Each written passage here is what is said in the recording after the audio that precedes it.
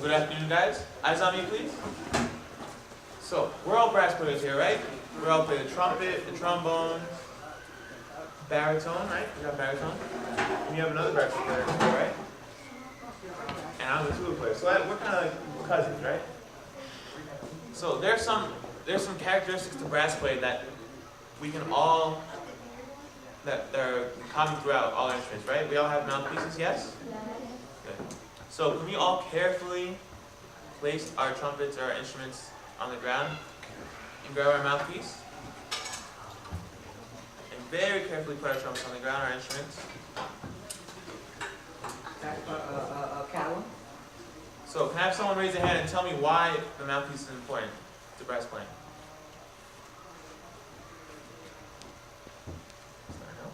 The mouthpiece, without the mouthpiece, you just keep blowing air, and the mouthpiece kind of gives. Sit down. Oh, sleep, Cal. The vibrations make sound. Yeah. Right. So, when you blow into your mouthpiece, your lips buzz, right? So if you were to blow just into your horn without a mouthpiece, this is what it would sound like. Don't try that at home. Don't do that. Nobody wants that. Nobody wants to hear that sound. The mouthpiece, when you buzz into it, it's able to take those vibrations and focus them so you get a real sound. And so when you put that on the horn, you get the sound that you want. Anyone have 2 cents to put into that? It's mouthpiece buzzing. In terms of warm-up, let's talk basics, like warm-up and the role that mouthpiece and buzzing plays in that. You guys want to put a little 2 cents into that? What do we do? Especially as trumpet players. Go ahead. Mouthpiece buzzing that's my favorite warm-up to do in the morning. Sometimes just playing the horn, it can be a little overwhelming, but the mouthpiece, it's harmless, nothing to be scared of. Play it, get a feel for it. Gets your lips nice and warm. And I find it's harder to get a decent sound buzzing on the mouthpiece, so if you can make this sound good, then the horn is no problem. It just takes care of everything for you. Show them a good sound on the trumpet buzzing.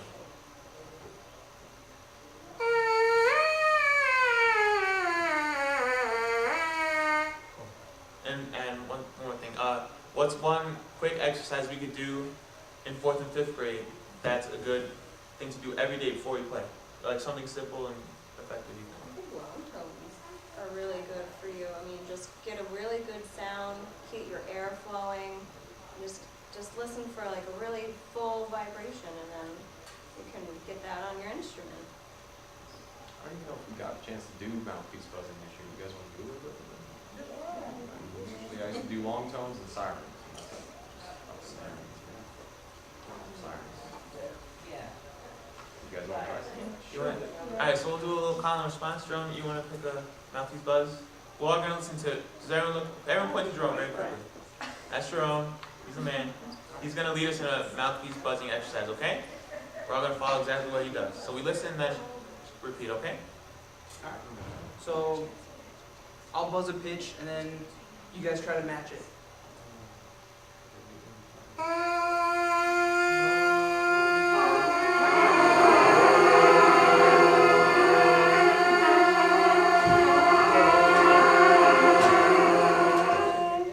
Cool. And to add on to that, one really important thing that I like to do when I buzz, because I've always had this problem, I like to put my hand out. I use the back of my hand if I feel a little more air. I want you guys to feel a solid stream of air hitting your hand when we buzz, okay? Because there's a difference between, let's listen very quickly, there's a difference between this. There's no air really coming out. But you're getting a buzz, so it's a little misleading. So we hear a buzz, but what's also super important about brass playing is that we need a huge amount of air, yes? Yes. Yes. So one thing I like to do, I like to check with my hand. So we're going to buzz, same note Jerome is going to play, we're going to buzz, and we're going to put our hand out, and we're going to feel a solid stream of air hitting that, okay? Pretend we got the hose. Have you all played with hoses before and put a thumb and it just shoots out? That's how I want your air to feel on your hand. There you go. Go ahead, Jerome.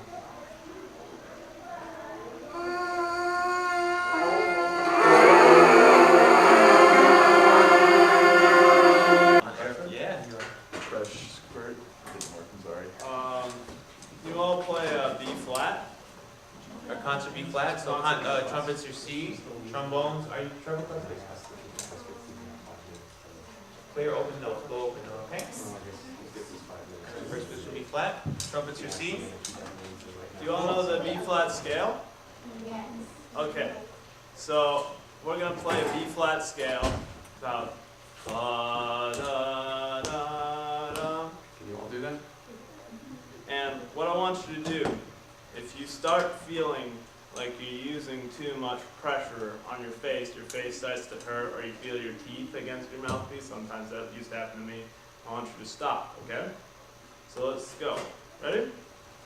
1, 2, ready, go.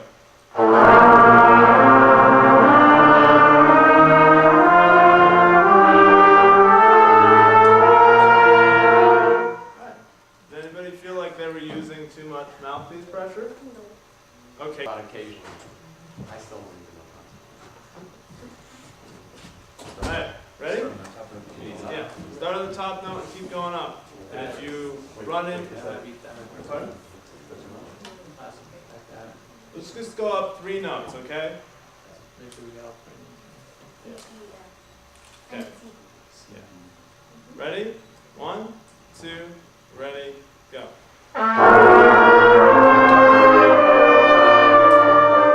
Did anybody feel like they were using a lot of pressure here? Nobody felt like they were using a lot of pressure? Yeah, you guys. You felt like you were using a lot of pressure? Yeah.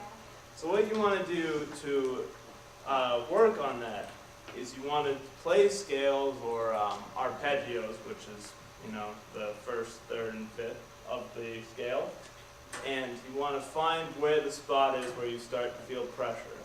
And just try to build up from there without using pressure by working on your air or doing that whole thing of putting the trumpet on a shelf or something and trying to play notes like that. And don't do it all the time because, you know, you don't want to make a mountain out of a molehill, but just do it a little bit every day. And eventually it's going to start working for you getting up there. They also to stand up. So, we're all brass players. The most important part of brass playing is our air. So, a lot of the time we will do exercises where we actually just breathe. That's it. So, when everybody breathe in like you're about to play a really loud, really big note. Everybody breathe in. Where does everybody feel their air? Is it here? Is your air here? Is your air here? Your air is here? Whose air is here? Raise your hand. Whose air is in their belly? Whose air is up here? Cool.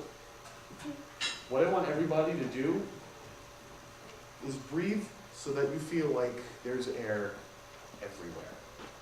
So the way we like to breathe as brass players, we like to say oh. Oh. Big and open. Oh. Now, say that backwards and breathe in air.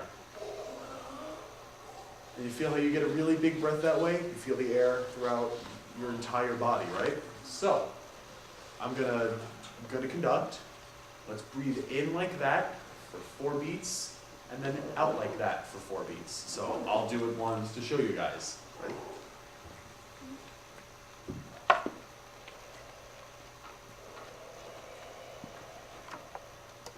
Ready? Ready?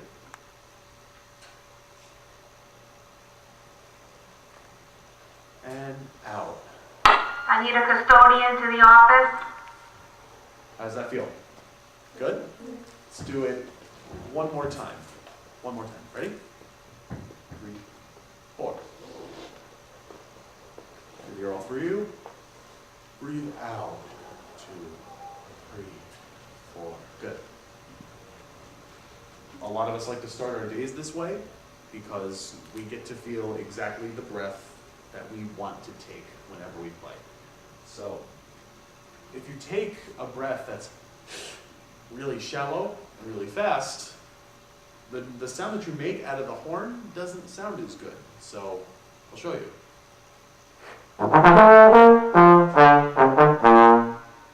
Okay, that's with the quick Notice there's some sounds in the trombone that I don't want. At the beginnings of notes, it sounds a little weird. The sound isn't as big as I want it to be, but if I take a big breath, it sounds way different.